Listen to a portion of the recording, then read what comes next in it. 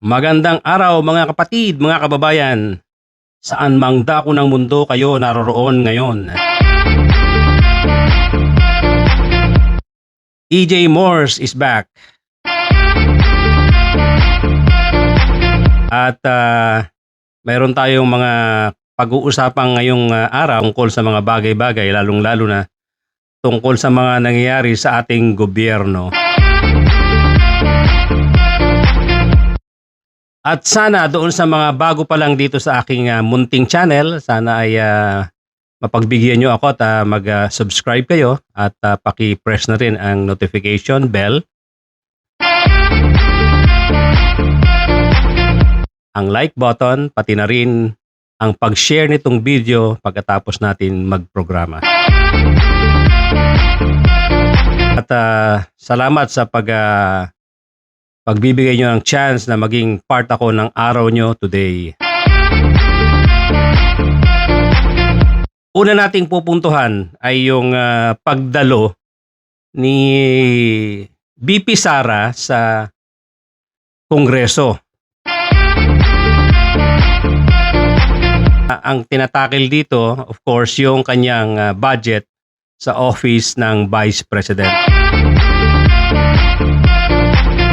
Ang pinagtataka ko lang dito, bakit ang ating mga congressmen ay sumasakay doon sa laro na gusto ni VP Sara? Tuwing lalabas or tuwing dadalo si VP Sara sa hearing, nakukuha niya yung gusto niya mangyari na maging controversial. Yun ang sinasabi kong nilalaro nyo o nilalaro ng mga congressmen ang laro na gusto ni VP Sara.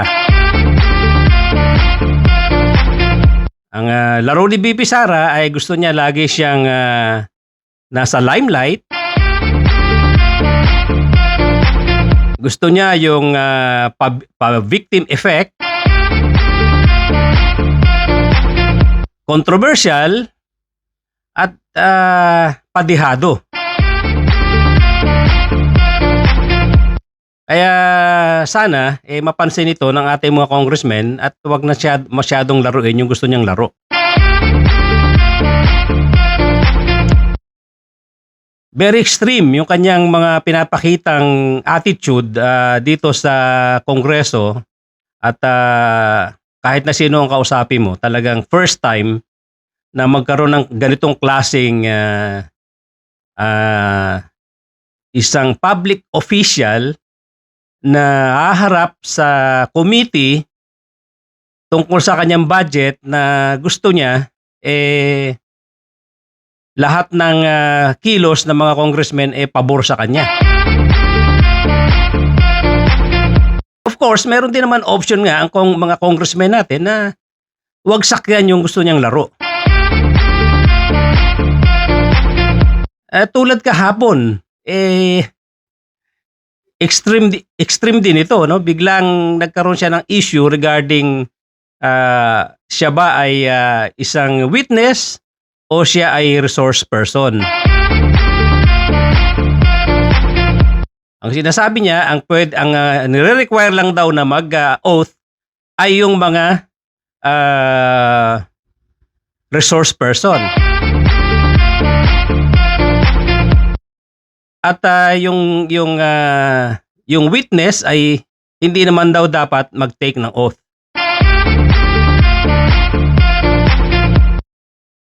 Actually, terminology lang yan. Whether ikaw ay witness o ikaw ay tinatawag na resource person, lahat dapat doon nagsasalita dyan sa loob ng Kongreso, especially dyan sa hearing, dapat talaga naman may public oath. May panunumpa dahil lahat ng bibitiwan mo salita dyan, pawang may katotohanan lang. So lumalabas,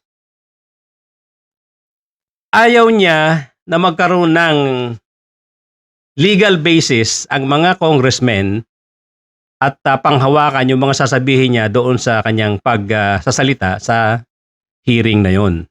Kaya ayaw niya mag-oath. So, this is another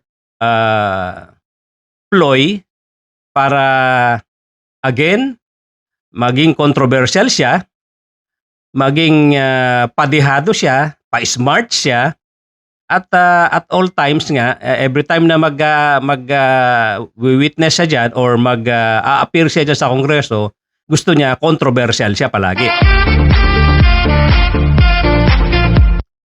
At ang problema lang, yun nga, somehow sinakyan ng Kongreso kung ano yung gusto niya.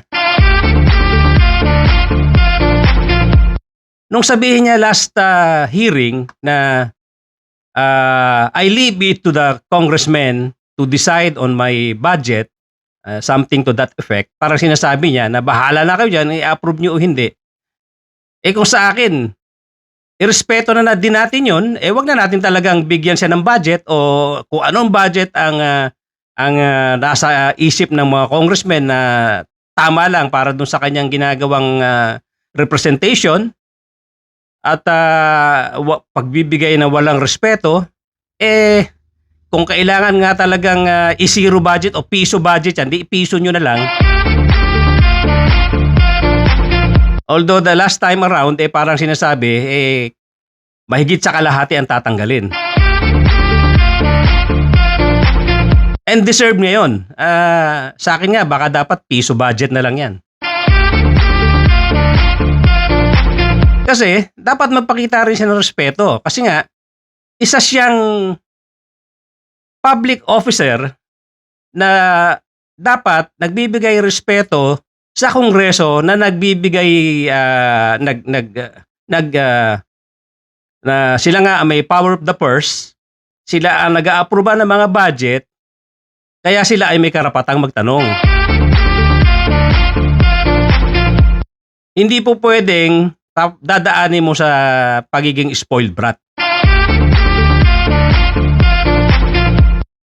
Sa side naman ng Kongreso, kung yun nga pinakita niyang attitude, kung yun ang gusto niya mangyari, na kayo na mag-decide, dapat hindi nyo na kinulit at hindi nyo na in-invite uli yan para naman hindi na nagkaroon ng pagkakataon na maging controversial na naman siya, ang atensyon na naman ay nasa kanya, andun na naman yung pagiging victim effect niya, pa-victim, pagkatapos gustong-gusto niya, pinag-uusapan siya. Lahat ng ito, at although siya rin naman talaga ang nagdadala sa usapan, ay politika. Gusto niya masustain yung kanyang pagiging controversial dahil yun nga, ang inaay niya na yung 2028 national elections. Gusto niya ma-sustain niya yung pagiging nasa limelight. Kaya unsolicited advice sa ating mga congressman, huwag niyo nasakyan. Kung kailangan kastiguhin dahil sa attitude niya, kastiguhin, kung kailangan gawin piso, 1 peso budget, gawin nyo. Hindi po pwede kasing maging president ang attitude niya na pinapakita dahil baka sa mga susunod na panahon, mas lumala at magkaroon tayo ng mga ganyang klaseng public servant na magte-testify dyan o magiging witness dyan na babastusin din kayo.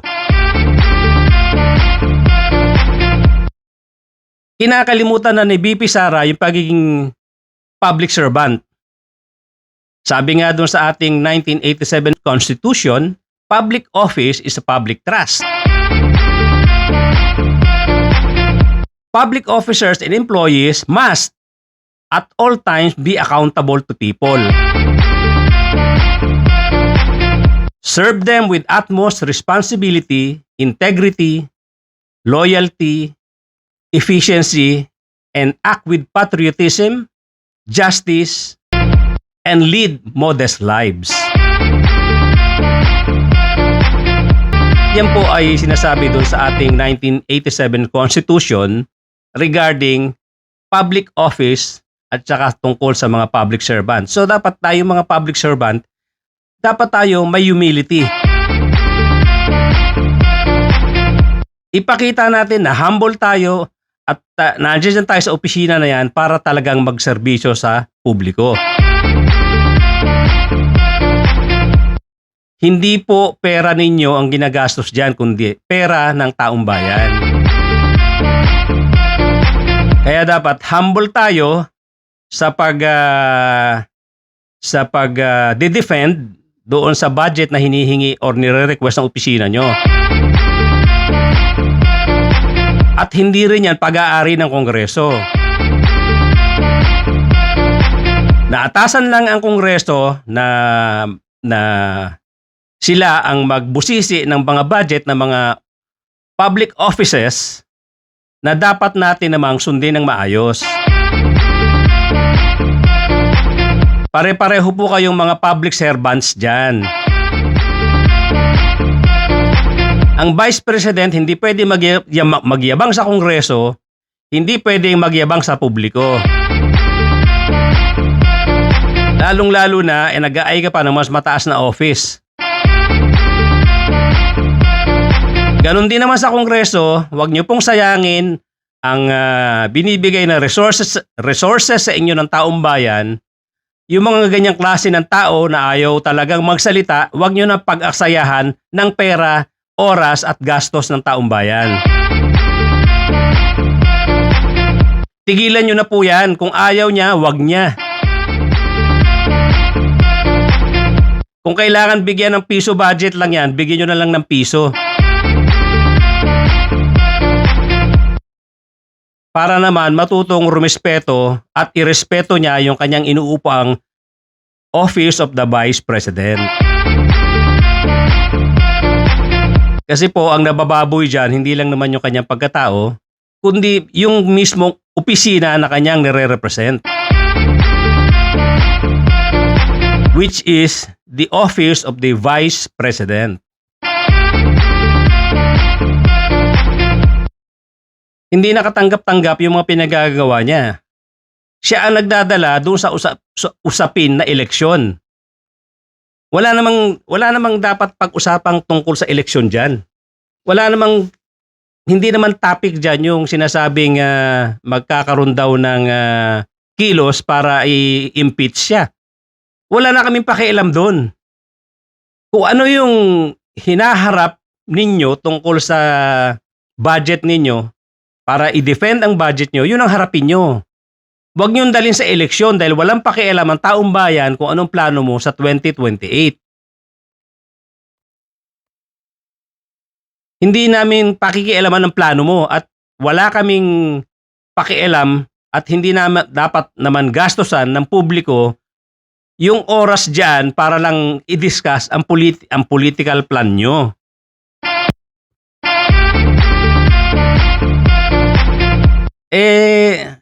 Every time na haharap siya dyan sa Kongreso, dinadala niya ang usapin tungkol sa eleksyon sa 2028. Wala po kaming pakialam doon. Basta sagutin nyo kung ano yung mga dapat sagutin dyan sa harap ng mga congressmen na nagtatanong sa inyo. Pati yung nakaraang unang-unang hearing na tungkol doon sa kanyang libro na ginawa na ang daming ang errors na napansin ni Congressman Manuel, ang depensa niya palaging pinag-iinitan lang daw siya at ginagawan siya ng mga usap-usap para sirain siya. Talaga namang sablay yung libro.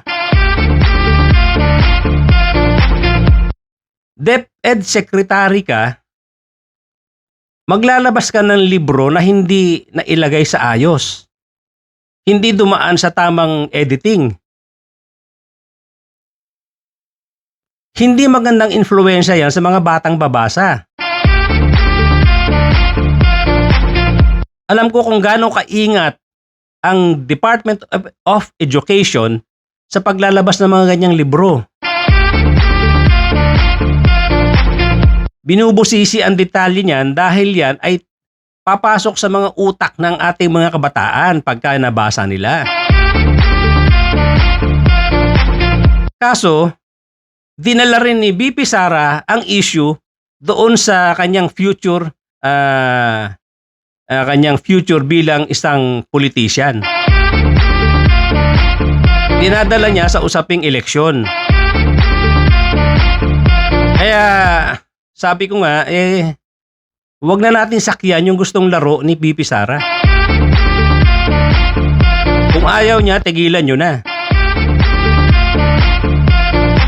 At kayo na mag-decide kung ano ang karapat-dapat na ibigay na budget sa kanya. So yan lang po muna. Salamat sa pagbibigay niya ng oras para magkasama tayo ngayong umaga, ngayong araw. At mabanggit ko nga pala, ang tindi ng depensa ni Congressman Marcoleta, ganun din si Congresswoman Gloria Macapagal Arroyo sa kanya. So obvious na kung ano yung mga alignment dito sa mga darating na eleksyon. Nagkainitan sila ng sagutan kahapon. Akala ko mag-uumbagan si Congressman Paduano at saka Paduano at si Congressman Marcoleta. At binara din siya ni Congressman Abante. Na para bang sinasabi ni Congressman Abante na, are you rebuking this hearing? The hearing of this Congress? Sa totoo lang, parang nire-rebuke nga ni Marcoleta kasi lahat ng kilos ng committee na yan o ng hearing diyan sa Kongreso tungkol sa Office of the Vice President Budget, kontrang-kontra talaga si Congressman Marcoleta sa panig siya ni BP Sara. At itong huli ay tinanggal na siya dun sa hindi na siya vice chairman diyan sa committee na yan. Na nag-handle ng request ng Office of the Vice President about the budget. So again, thank you so much mga kapatid, mga kababayan. Hanggang dito na muna tayo.